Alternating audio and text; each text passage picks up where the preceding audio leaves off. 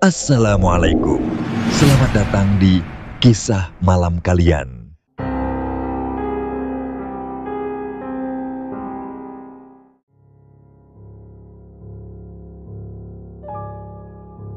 Kala itu kisaran tahun 2010, di sebuah kota kecil yang tenang di pesisir utara Jawa Tengah, hidup seorang pria bernama Ari yang tengah dilanda kesulitan hidup.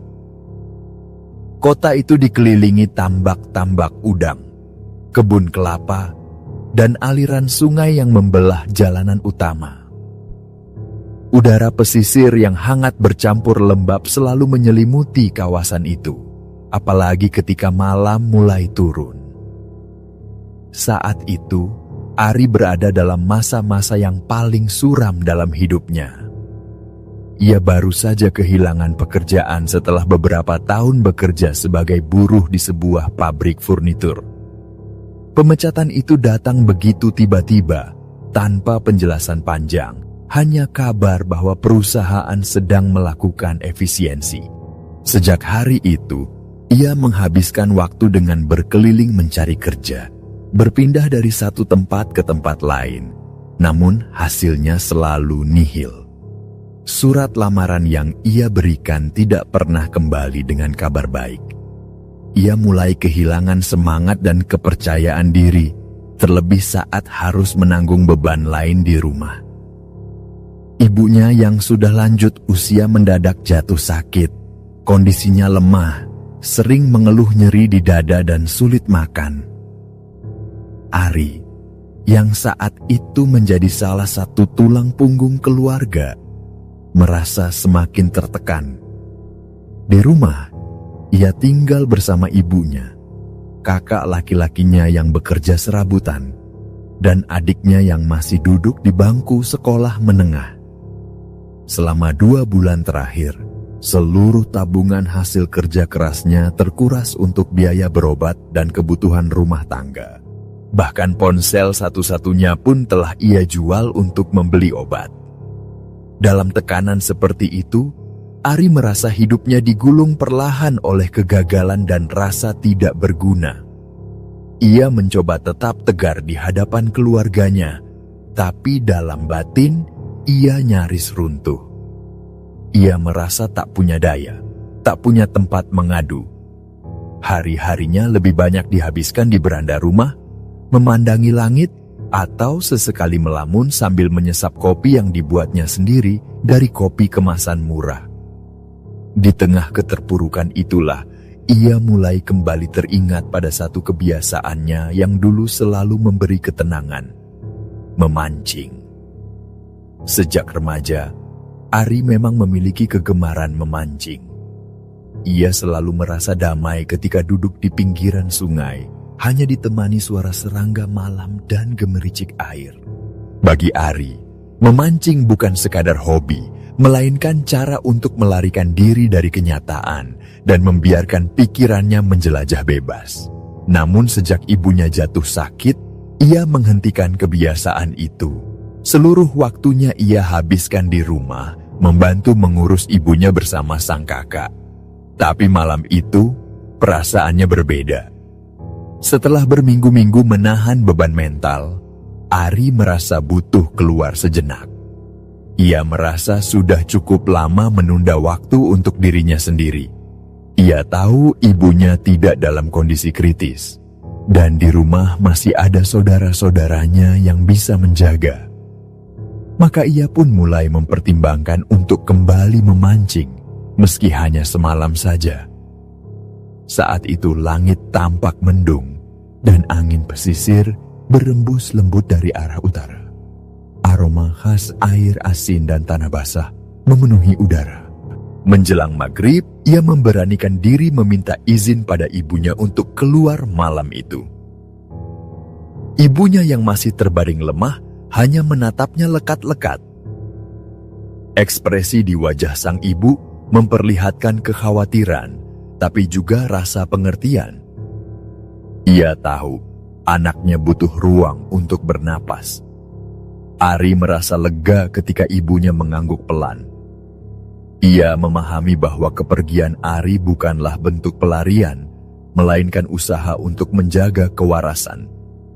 Sang ibu bahkan sempat berucap bahwa jika malam itu berhasil membawa pulang ikan, mereka bisa memasaknya bersama untuk makan esok hari. Ucapan itu, meski sederhana, cukup membuat Ari merasa diizinkan dan diberkahi. Dengan semangat yang sedikit bangkit, ia lalu mengambil sepeda tuanya dan mengayuh pelan menuju rumah sahabat lamanya, Ruli. Sepeda itu sudah tua, catnya pudar, dan pedalnya sedikit susah dikayuh, tapi masih cukup untuk membawanya menembus gang-gang kecil di kampungnya yang semakin sepi menjelang malam. Rumah Ruli terletak tidak jauh dari rumah Ari. Sejak muda, mereka berdua dikenal sebagai pasangan pemancing yang akrab. Jika Ari pergi memancing, maka Ruli hampir pasti menjadi temannya. Sesampainya di rumah sahabatnya itu, Ari memanggil dari luar. Ia menyampaikan niatnya untuk memancing malam itu dan mengajak Ruli ikut serta. Ruli sempat terlihat ragu. Ia menganggap malam Jumat bukan waktu yang tepat untuk memancing. Apalagi jika tujuannya adalah tempat yang dikenal angker, seperti kolong jembatan tua di timur kota. Ia mengaku tidak nyaman dengan cerita-cerita yang beredar tentang tempat itu, tentang suara-suara misterius dan sosok-sosok yang pernah terlihat oleh warga sekitar. Namun Ari menanggapi kekhawatiran itu dengan nada tenang. Baginya, cerita horor hanyalah mitos yang dilebih-lebihkan. Ia justru berpendapat bahwa tempat yang sepi dan dianggap angker pasti memiliki ikan yang lebih banyak, karena jarang didatangi pemancing lain. Ia berusaha menyampaikan logika itu dengan nada meyakinkan, dan Ruli pun akhirnya luluh. Ia setuju untuk ikut, dengan syarat mereka berangkat setelah salat Isya, agar jalanan sudah sepi dan suasana lebih tenang. Keduanya pun berpisah sejenak untuk mempersiapkan perlengkapan masing-masing. Ari kembali ke rumah untuk mengambil joran, senar, kail, serta umpan seadanya yang masih tersisa di kotak kayu kecil miliknya. Ia juga membawa satu lampu darurat kecil sebagai sumber cahaya. Sebelum berangkat, ia sempat duduk sebentar di samping ibunya yang sudah mulai terlelap. Melihat wajah lelah perempuan itu, Ari sempat ragu sejenak. Tapi ia sadar, jika ia terus memendam semuanya sendiri, bisa-bisa ia meledak dalam diam. Langit sudah menggelap saat ia kembali ke rumah Ruli. Malam itu, angin terasa lebih lembut, tapi juga membawa hawa aneh yang sulit dijelaskan. Di kejauhan, suara binatang malam mulai terdengar, bersahut-sahutan dari arah kebun dan tepi sungai. Ari tidak merasakan firasat apapun saat itu. Baginya, malam itu hanyalah tentang dirinya, sungai, dan mungkin beberapa ikan. Ia belum tahu bahwa tempat yang akan mereka tuju bukan sekadar lokasi sunyi di pinggir kota.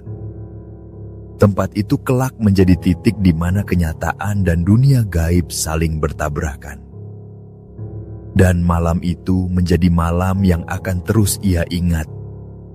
Bukan karena ikan, melainkan karena sesuatu yang jauh lebih menyeramkan dari gelap dan kesepian. Malam itu semakin larut, namun keinginan Ari untuk memancing tak surut sedikit pun. Setelah berpisah dari Ruli untuk salat dan bersiap, ia menghabiskan waktu memeriksa ulang perlengkapan. Satu persatu joran dikeluarkan dari sudut lemari kayu tua, diikuti dengan kail, senar cadangan, dan kotak kecil berisi pelampung serta pemberat timah.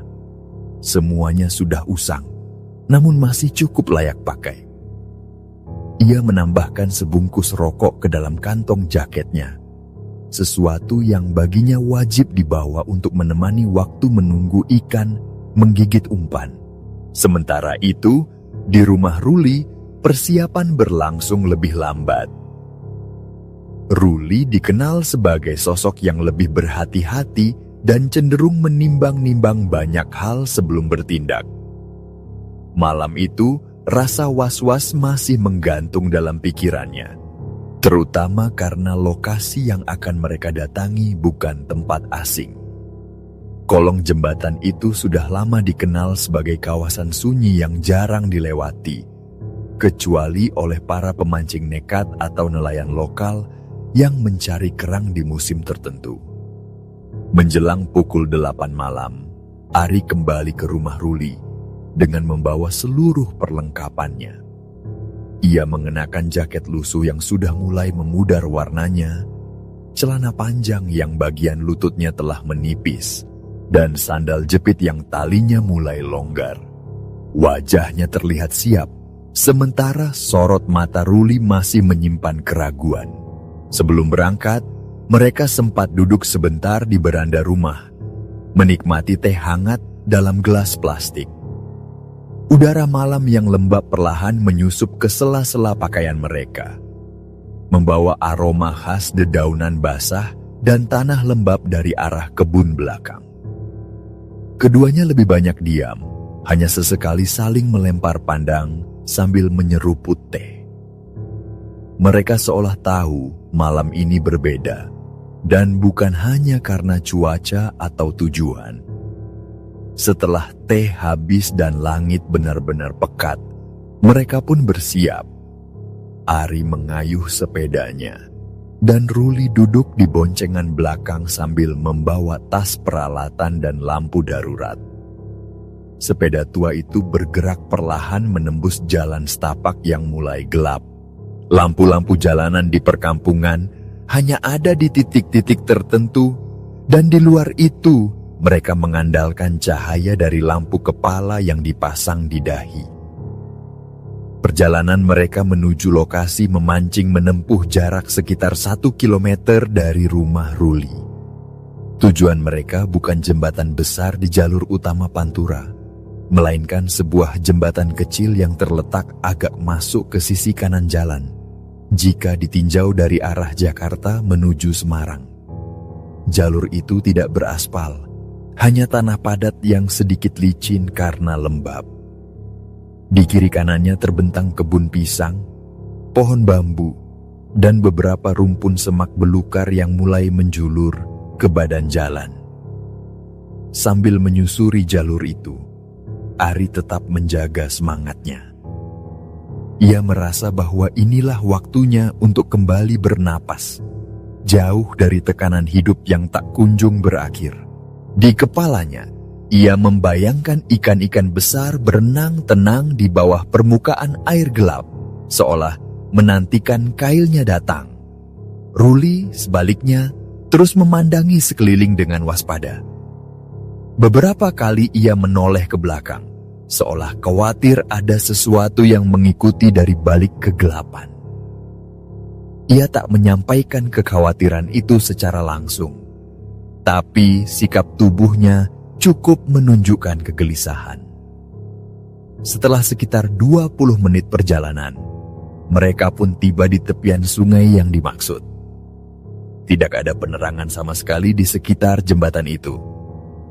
Suara-suara malam terdengar jelas, dari desiran angin yang melewati daun bambu, sampai bunyi cicak, jangkrik, dan sesekali suara burung malam yang terdengar jauh. Air sungai mengalir pelan, tenang tanpa riak, hanya sesekali bergemericik saat menyentuh batu-batu besar di dasar. Sepeda tua mereka diselipkan ke dalam semak-semak, disembunyikan agar tidak mudah terlihat oleh siapapun yang mungkin lewat. Meski sejujurnya, tidak ada yang benar-benar lewat tempat itu di malam hari. Lokasi itu terlalu sepi, bahkan untuk ukuran kampung. Ari segera menurunkan perlengkapan dan mulai merakit joran. Lampu darurat kecil dinyalakan dan digantung di dahan pohon terdekat, memancarkan cahaya kekuningan yang temaram. Ruli memilih duduk agak jauh, sekitar 20 meter dari tempat Ari berada. Ia tidak ingin memancing tepat di bawah jembatan seperti sahabatnya itu. Menurut cerita yang pernah ia dengar dari warga sekitar, bagian bawah jembatan adalah titik paling rawan dari gangguan-gangguan tak kasat mata. Ari hanya tertawa kecil mendengar itu, lalu menyuruh Ruli agar jangan terlalu jauh darinya. Ia tak ingin malam itu berubah menjadi malam yang sendirian. Dengan pencahayaan seadanya dan suasana yang sunyi, mereka pun mulai memancing. Ari duduk di tepi beton pondasi jembatan, tepat di bawah lengkungannya yang gelap. Di atas kepalanya, suara kendaraan sesekali melintas jauh di jalan utama, hanya terdengar sayup. Di sekelilingnya hanya ada gelap, air, dan suara alam. Ia merasa sedikit tenang. Untuk pertama kalinya dalam beberapa minggu terakhir, ia bisa duduk dan menghela napas panjang tanpa memikirkan pekerjaan, tagihan, atau penyakit ibunya. Tangannya melempar kail ke sungai, dan matanya mengikuti gerakan pelampung yang mengambang di permukaan air. Tidak ada tarikan, tapi juga tidak ada beban. Malam itu, ia berpikir bahwa mungkin ia akan menemukan kedamaian di sini. Namun Ari tak tahu bahwa di balik tenangnya permukaan air, sesuatu telah menantinya. Bukan ikan, bukan pula jawaban dari keresahannya, tapi sesuatu yang tak berasal dari dunia yang ia kenal. Malam itu berjalan perlahan di tepian sungai yang sunyi. Ari duduk tenang di bawah lengkungan jembatan, tempat di mana cahaya tidak lagi menjangkau dan hanya suara alam yang menemani. Permukaan air tampak tenang, seolah tak bergerak, hanya sesekali tampak riak kecil yang menyentuh pelampung. Angin malam bertiup lembut, menyusup di antara celah dedaunan bambu yang berdiri di sepanjang aliran sungai, menimbulkan suara lirih seperti bisikan samar. Udara malam makin dingin, tetapi baginya, kesunyian ini justru mendamaikan. Ia melempar kail ke dalam sungai dengan gerakan yang sudah sangat ia kenal sejak lama. Satu tarikan, satu lontaran, satu harapan kecil untuk ikan yang menggigit. Sementara tangannya sibuk, pikirannya melayang entah kemana. Ia merenungkan nasib yang makin tak menentu, tentang pekerjaannya yang hilang, tentang ibunya yang sakit dan bergantung pada obat generik, tentang tetangga-tetangga yang mulai melontarkan pertanyaan menyakitkan yang terselip dalam basa-basi. Di tempat lain, sekitar 20 meter darinya, Ruli duduk di atas batu besar yang menghadap ke sungai. Ia memilih posisi itu dengan alasan merasa lebih aman daripada berada langsung di bawah jembatan. Wajahnya tampak sedikit tegang saat cahaya dari lampu kepala menyorot sesekali ke kanan dan kiri.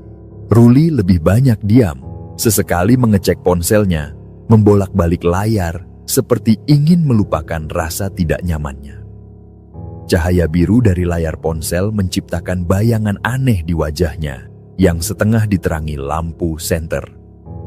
Ari sesekali menoleh ke arah Ruli. Dari kejauhan, ia bisa melihat temannya masih duduk di sana. Lampu kepala yang dikenakan Ruli tampak redup, tapi cukup bagi Ari untuk mengetahui bahwa mereka belum terpisah terlalu jauh. Dalam hati ia merasa sedikit lega. Setidaknya ia tidak benar-benar sendirian malam itu.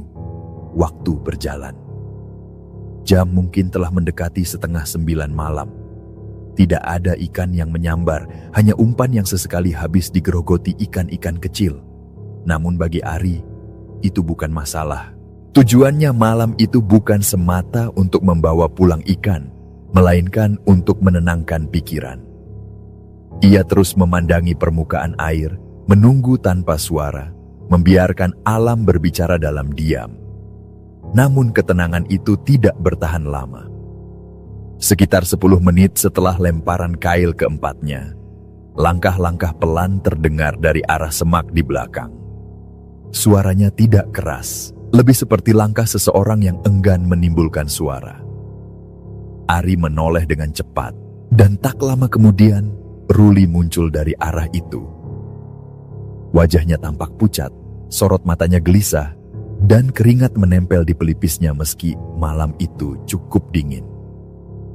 Ruli menghampiri Ari dengan langkah berat, lalu duduk di sampingnya tanpa bicara. Ari memperhatikan bahwa temannya tidak membawa kail, tidak memegang ponsel, dan bahkan tidak menyalakan kembali lampu kepalanya. Wajah Ruli terlihat kaku, dan gerak-geriknya lebih lambat dari biasanya. Ia duduk terlalu dekat, hingga Ari merasa tidak nyaman. Ketika Ari memberi isyarat agar ia sedikit menjauh, Ruli hanya bergeming, namun kemudian menurut, menggeser posisi duduknya sekitar 2 meter ke samping. Butuh waktu beberapa menit sebelum Ruli akhirnya mulai bersuara. Tubuhnya masih gemetar, dan ia terlihat kesulitan menata kalimat. Ia menjelaskan bahwa saat sedang duduk di tempat semula, ia merasa ada sesuatu yang menarik jorannya. Awalnya ia menyangka itu ikan, namun saat ia sorotkan cahaya ke permukaan air, yang terlihat justru sesuatu yang tak bisa ia jelaskan dengan logika. Ia mengaku melihat sosok dengan rambut panjang mengambang, berwarna putih kusam. Menurutnya, sosok itu tidak terlihat seperti manusia, dan ia yakin betul bahwa yang ia lihat bukan ikan, bukan pula benda mati yang hanyut. Ruli mengaku panik, lalu memotong senar pancingnya menggunakan rokok yang masih menyala dan berlari ke arah Ari tanpa menoleh ke belakang. Ia merasa seolah malam itu telah membawanya ke dalam situasi yang tak lagi bisa dikendalikan. Ia tidak ingin kembali ke tempat itu sendirian dan merasa lebih tenang jika berada dekat dengan Ari. Ari mendengarkan penjelasan itu dengan seksama. Meski merasa sedikit ragu, ia tidak menanggapi dengan sinis. Ia tahu Ruli tidak mungkin berbohong tentang sesuatu yang membuatnya setakut itu. Namun, di dalam hati, ia masih berusaha menepis kemungkinan bahwa yang dilihat Ruli benar-benar sosok gaib.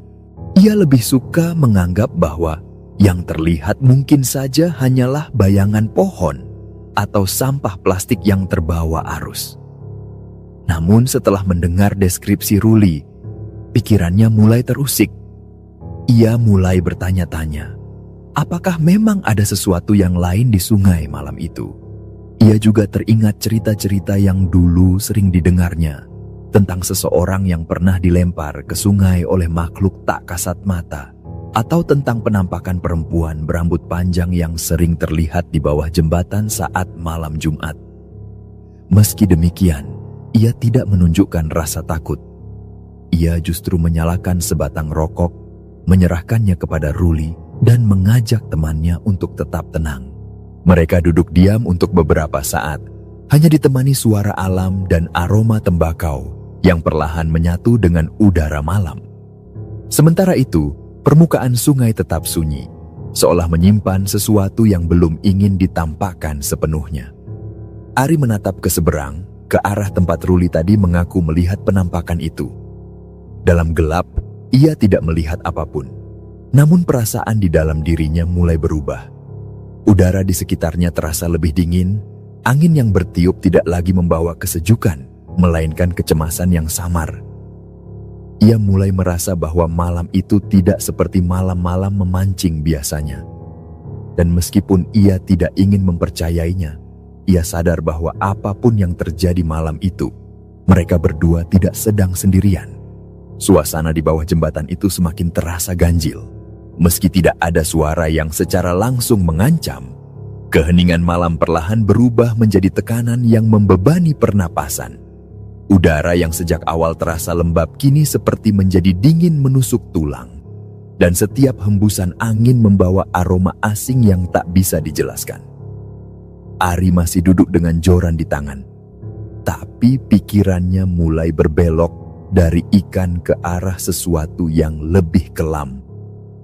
Cerita Ruli tentang penampakan sosok di permukaan air terus terngiang-ngiang, membayang dalam benaknya seperti sisa mimpi buruk yang tak kunjung reda. Di dekatnya, Ruli masih duduk dalam diam. Matanya sayu dan tubuhnya sesekali berguncang kecil, seperti seseorang yang berusaha melawan rasa takut yang belum benar-benar surut. Pelampung di ujung senar pancingnya bahkan belum sempat menyentuh air. Ia tampak masih ragu untuk kembali memancing. Sesekali, Ari melirik ke arahnya untuk memastikan bahwa temannya itu masih di sana, bahwa ia tidak sedang berhalusinasi sendirian. Ari mencoba memusatkan perhatian kembali pada pelampungnya. Ia ingin mengalihkan pikirannya dari cerita Ruli, namun malam itu tidak mengizinkannya untuk merasa tenang terlalu lama. Tidak lama setelah mereka kembali duduk diam, Ari mendengar sesuatu yang lain. Sesuatu yang tidak berasal dari arah sungai, melainkan dari balik semak di sisi kirinya. Suara itu samar, seperti suara panggilan yang dilafalkan dengan nada perlahan. Seolah seseorang memanggil dari kejauhan, tapi dengan suara yang cukup dekat untuk terdengar jelas. Ia menoleh cepat ke arah sumber suara, namun tidak melihat siapapun. Ruli berada di sisi kanannya, jadi ia tahu suara itu bukan berasal dari sahabatnya. Sekitar mereka hanya ada semak dan pohon, gelap dan tertutup bayangan. Tidak ada satupun yang terlihat aneh secara kasat mata, namun perasaan di dada Ari mulai mengeras. Beberapa saat kemudian, suara itu terdengar lagi. Kali ini lebih jelas, seakan bisikan seseorang yang menggumamkan namanya dari balik dedaunan. Ia merasa bulu kuduknya berdiri. Udara di sekitarnya mendadak terasa lebih berat, dan malam tampak lebih pekat dari sebelumnya. Ia berusaha mengabaikan, berharap suara itu hanyalah hasil dari kelelahan dan pikirannya yang terlalu banyak terisi cerita mistis. Namun suara itu tidak berhenti. Bahkan dalam beberapa detik kemudian, ia merasakan sesuatu menyentuh bahunya dari belakang, sebuah tepukan pelan yang terasa sangat nyata, seolah tangan seseorang yang menyentuhnya dengan sengaja. Saat itu, Ari membeku. Ia tidak berani menoleh, tubuhnya kaku dan nafasnya tertahan. Dalam kondisi genting itu, pikirannya teringat pada sebuah cerita lama yang pernah ia dengar dari para pemancing tua. Menurut cerita itu, di jembatan tempat mereka memancing malam itu, ada makhluk yang kerap muncul dan meminta korek kepada siapa saja yang duduk sendiri di bawahnya. Sosok itu katanya akan menyentuh bahu dan mengulurkan tangan dari balik gelap. Ia akan meminta korek api, dan satu-satunya cara agar tetap selamat adalah dengan memberinya korek tanpa menoleh sedikit pun. Ari tak pernah benar-benar percaya pada cerita itu sebelumnya. Ia menganggapnya hanya kisah untuk menakut-nakuti pemancing muda. Tapi malam itu, dalam keheningan yang menegang dan suasana yang tidak wajar, ia merasa cerita itu bukan sekadar dongeng. Tepukan di bahunya terasa sangat nyata. Ia tahu, jika cerita itu benar, maka saat ini ia sedang berada tepat di tengah-tengahnya. Dengan tangan gemetar, ia merogoh saku jaket dan mengeluarkan korek api kecil miliknya. Perlahan, ia ulurkan tangannya ke samping tanpa menoleh, seperti yang diceritakan dalam mitos. Beberapa detik kemudian, ia merasakan korek itu diambil dari tangannya, disusul bunyi khas pemantik yang menyala. Setelah itu, tidak ada suara apapun, tidak ada langkah pergi. Tidak ada ucapan, tidak ada hembusan angin, hanya sunyi. Sunyi yang begitu dalam hingga detak jantungnya sendiri terdengar di telinganya. Ia menunduk, mencoba menenangkan diri. Namun sebelum ia benar-benar bisa mengendalikan napasnya, sesuatu kembali menyentuh bahunya. Kali ini bukan tepukan, melainkan seperti sentuhan ringan jari yang menggoyang lembut seolah meminta perhatian. Rasa dingin menjalar dari bahunya ke tulang punggung, membuat sekujur tubuhnya menggigil. Kali ini, ia tidak bisa menahan rasa penasaran yang perlahan berubah menjadi keberanian. Ia berpikir, jika makhluk itu benar-benar ada, maka ia ingin tahu seperti apa wujudnya. Pelan-pelan, ia mengulurkan tangan seperti sebelumnya, menyerahkan korek cadangan yang ternyata masih ada di kantong satunya. Namun kali ini, ia memberanikan diri untuk menoleh perlahan, berharap bisa melihat siapa sebenarnya yang mengambil korek darinya. Dalam sekejap, pandangannya tertumbuk pada sosok yang berdiri tepat di sampingnya. Sosok itu berdiri tegak, wajahnya tidak terlalu jelas karena cahaya lampu kepala hanya menyinari sebagian tubuhnya. Tapi yang ia lihat sangat mengejutkan. Sosok itu menyerupai Ruli. Rambutnya sama, posturnya sama, bahkan jaket yang dikenakan pun tampak serupa. Namun ada yang janggal. Wajahnya pucat tanpa ekspresi, dan matanya menatap kosong. Sosok itu tidak mengatakan apapun, hanya menerima korek lalu berdiri diam. Untuk sesaat, Ari merasa bingung. Ia sempat mengira bahwa itu memang Ruli. Namun ketika ia menoleh ke sisi kanan tempat Ruli sebelumnya duduk, ia melihat bahwa sahabatnya itu masih ada di sana, duduk diam dan tidak bergerak. Cahaya dari rokok yang menyala di mulutnya jelas terlihat. Tidak mungkin Ruli bisa berada di dua tempat sekaligus. Tidak mungkin ia telah berpindah tanpa suara dan tanpa gerakan. Seketika itu juga, seluruh tubuh Ari dilanda rasa dingin yang tak tertahankan. Ia sadar, apa yang berdiri di sampingnya bukanlah manusia, bukan pula Ruli. Ia telah menoleh pada sesuatu yang seharusnya tidak ia lihat. Dan kini, rasa takut yang sejak tadi coba ia redam mulai bangkit dalam bentuk paling murni. Ketakutan karena sadar bahwa sesuatu dari dunia lain telah menyentuhnya secara langsung. Ia tidak tahu apa yang harus dilakukan selanjutnya. Ia hanya bisa duduk diam, menunduk, dan mencoba mengatur napas yang mulai tersengal. Ia merasa seolah seluruh tempat itu telah berubah. Sungai di depannya bukan lagi tempat memancing, melainkan batas tipis antara dunia manusia dan sesuatu yang jauh lebih kelam. Dan malam itu belum selesai. Setelah menyadari bahwa sosok di sampingnya bukanlah Ruli, Ari tidak berani lagi mengangkat wajahnya.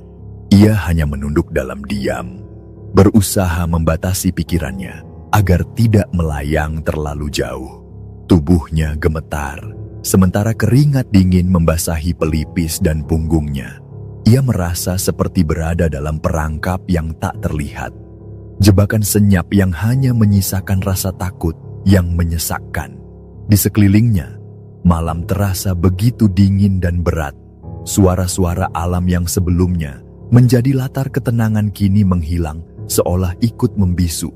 Tidak ada angin, tidak ada gemerisik dedaunan. Bahkan suara aliran sungai pun seakan teredam oleh ketegangan yang melilit udara. Segalanya menjadi sunyi, seperti ruang hampa yang memenjarakan tubuh dan pikiran. Ari berusaha menenangkan diri, mencoba meyakinkan bahwa semua yang ia alami hanyalah permainan bayangan dan rasa takut yang diperbesar oleh cerita-cerita lama. Tapi hatinya tahu bahwa yang terjadi malam itu lebih dari sekadar halusinasi. Ia telah menatap langsung sosok yang bukan manusia. Sosok yang menyerupai sahabatnya sendiri. Dan saat ia menoleh ke arah Ruli yang sebenarnya, ia melihat bahwa sahabatnya itu masih duduk diam di tempat semula. Wajahnya menunduk, rokoknya masih menyala, dan sama sekali tidak bergerak mendekat. Setelah beberapa menit berlalu, Ari mulai menatap lurus ke depan, berharap pikirannya bisa kembali pada tujuan awal. Memancing dan menenangkan diri. Namun matanya secara tak sengaja menangkap sesuatu di seberang sungai. Tepat di bawah lengkungan jembatan yang membelah jalur air, ia melihat sesosok bayangan berdiri diam di antara kabut tipis yang mulai naik dari permukaan sungai. Sosok itu tampak seperti perempuan. Gaunnya panjang dan putih, menjuntai menyentuh tanah, sementara rambutnya terurai acak menutupi wajah. Cahaya dari lampu kepala Ari hanya menyentuh sebagian tubuhnya, tapi cukup jelas untuk menunjukkan bahwa ia bukan benda mati. Ia berdiri mematung, tidak bergerak, dan seolah menatap lurus ke arah Ari. Beberapa detik pertama, Ari mencoba menipu dirinya sendiri. Ia sempat mengira bahwa yang dilihatnya hanyalah karung plastik yang tertinggal di semak atau seonggok kain yang terjebak di ranting pohon. Namun gerakan samar pada ujung gaun sosok itu yang bergoyang pelan tertiup angin membantah semua penyangkalan. Sosok itu nyata dan berdiri tepat menghadapnya. Ari tak bisa mengalihkan pandangan. Ia menatap sosok itu lama tanpa berkedip, tubuhnya membeku dalam diam. Dalam hatinya ia terus berdoa, berharap makhluk itu tidak bergerak lebih dekat. Namun seolah menantang keberaniannya, sosok itu perlahan mulai bergetar, lalu beringsut ke tepi sungai, dan dalam gerakan yang lambat namun jelas, ia melangkah masuk ke dalam air. Tidak ada cipratan, tidak ada suara. Tubuhnya tenggelam begitu saja ke dalam sungai yang gelap, seperti ditelan kegelapan yang tak berbatas. Ketika Ari menunduk, berharap bayangan itu telah menghilang, ia justru melihat sesuatu yang lain di permukaan air. Di sekitar kail yang mengambang, ia melihat gerakan aneh, seperti bayangan rambut panjang yang terapung, berputar mengelilingi pelampungnya. Rambut itu bergerak pelan, disusul helai-helai putih, seperti kain tipis yang menari di permukaan. Ari terpaku. Pikirannya menjerit untuk menarik joran, tapi tubuhnya enggan bergerak. Tak lama kemudian pelampungnya tenggelam dengan gerakan cepat, seolah sesuatu menariknya dari bawah. Ari memegang gagang joran dengan erat, namun begitu ia menarik, perasaan ganjil langsung menyergap. Tarikan itu terasa berat, namun bukan berat yang biasa. Tidak seperti menarik ikan, tarikan ini seolah terhubung dengan sesuatu yang tidak punya ujung, seperti akar yang menancap dalam ke dasar sungai. Ia mencoba menahan, namun semakin ia tarik, semakin berat rasanya. Saat itulah ia melihat bayangan putih itu kembali muncul di bawah air. Rambut dan gaun panjang itu melayang seperti makhluk yang berenang dengan gerakan lembut. Tapi tidak ada wajah, tidak ada mata. Hanya sosok samar yang terus mendekati ujung senarnya. Ketakutan yang selama ini ia tekan akhirnya meledak. Dalam panik, ia memutuskan untuk memotong senar itu begitu saja. Dengan gerakan cepat, ia menarik rokok dari mulutnya dan menggunakan bara apinya untuk membakar tali senar hingga putus. Setelah itu, ia menjatuhkan joran ke tanah dan mundur beberapa langkah. Sementara tubuhnya masih gemetar, pikirannya tiba-tiba tertuju pada Ruli. Sudah lama ia tidak mendengar suara dari arah temannya. Ia menoleh dengan cepat ke sisi kanan, tempat di mana Ruli duduk sejak tadi. Namun pandangannya hanya tertumbuk pada ruang kosong. Ruli tidak ada di sana. Tidak ada bayangan, tidak ada cahaya rokok, tidak ada suara langkah. Hanya kegelapan. Ari langsung berdiri. Jantungnya berdegup keras dan rasa panik mulai melumpuhkan pikirannya. Ia memanggil nama Ruli berulang-ulang. Matanya menyapu sekeliling dalam gelap. Tidak ada jawaban, tidak ada gerakan. Ia berjalan cepat ke arah tempat terakhir Ruli duduk, namun hanya menemukan tanah kosong dan rerumputan basah. Tidak ada jejak, tidak ada tas, tidak ada pancingan. Seolah Ruli menghilang begitu saja dari tempat itu.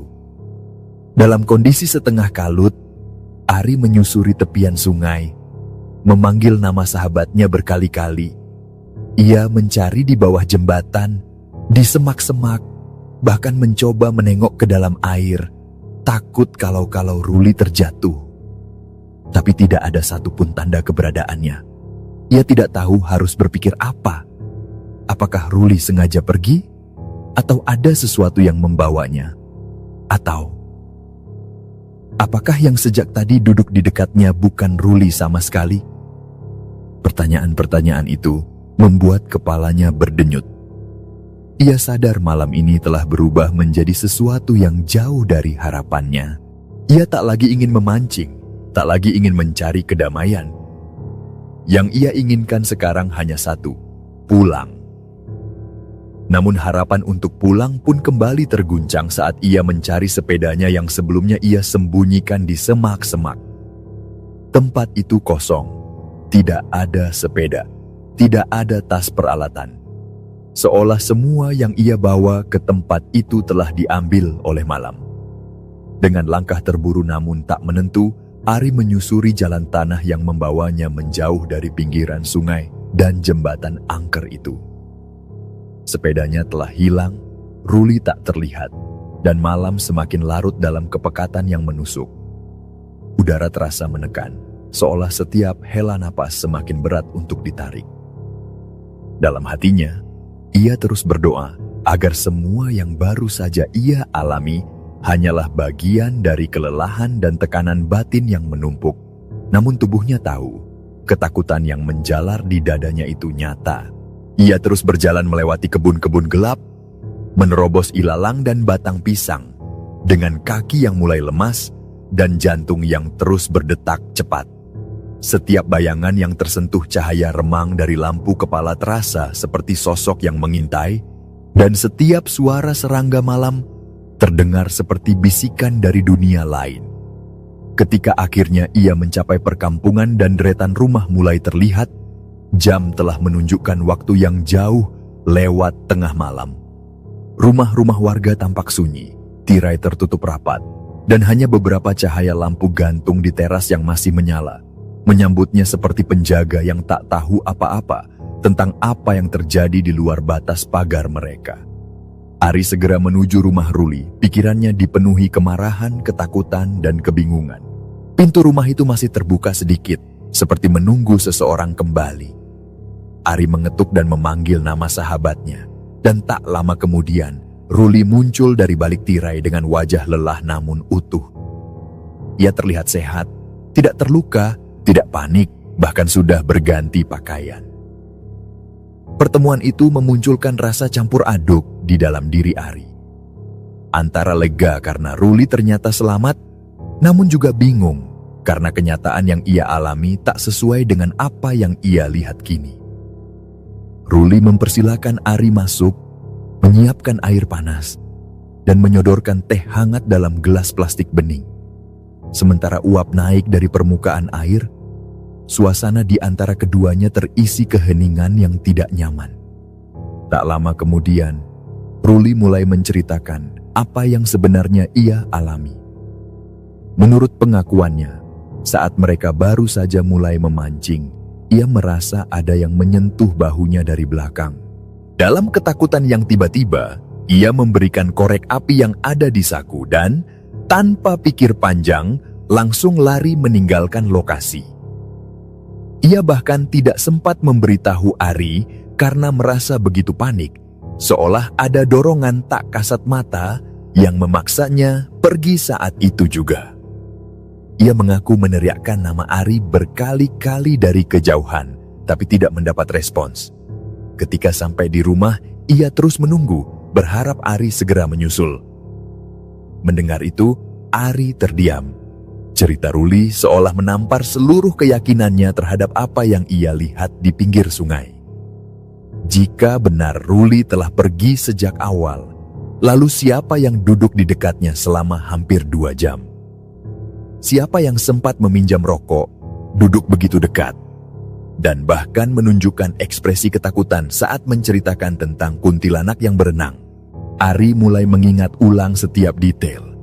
Ia teringat bagaimana sosok yang menyerupai Ruli itu tampak gelisah, meminta rokok, dan bersikeras ingin duduk di dekatnya. Ia teringat bagaimana cahaya dari lampu kepala memperlihatkan wajah pucat tanpa ekspresi, dan bagaimana sosok itu duduk tak banyak bicara. Ia bahkan sempat merasa keberadaannya sedikit aneh, terlalu pasif untuk ukuran Ruli yang biasanya cerewet. Namun saat itu, pikirannya terlalu sibuk dengan tarikan senar dan suara-suara aneh dari sekeliling untuk benar-benar memperhatikan. Keduanya kemudian saling membandingkan pengalaman, menyusun kembali potongan-potongan kejadian yang tidak sinkron. Ruli mengaku tidak sempat mendekat ke tempat Ari, dan tidak pernah bercerita tentang kuntilanak berenang. Ia bahkan kehilangan alat pancingnya, karena menjatuhkannya saat kabur terburu-buru. Cerita yang disampaikan oleh Ruli yang menemani Ari ternyata tidak pernah keluar dari mulut sahabatnya itu. Kesimpulan perlahan mulai terbentuk bahwa malam itu ada sesuatu yang meniru rupa manusia, menyamar, dan mengambil tempat di sisi Ari tanpa sepengetahuannya. Ari tak bisa menjelaskan bagaimana makhluk itu bisa menyerupai sahabatnya dengan begitu persis hingga detail pakaian dan nada geraknya. Namun satu hal yang ia sadari dengan pasti, bahwa ia telah menghabiskan sebagian besar malam itu bersama sesuatu yang bukan manusia. Dan ketika ia akhirnya menoleh ke samping dan melihat sosok yang serupa Ruli di sisi lain, ia tahu bahwa batas antara kenyataan dan hal gaib telah dilangkahi tanpa ia sadari. Malam itu ditutup dengan keheningan panjang. Teh hangat di gelas telah dingin, dan tubuh Ari mulai menggigil.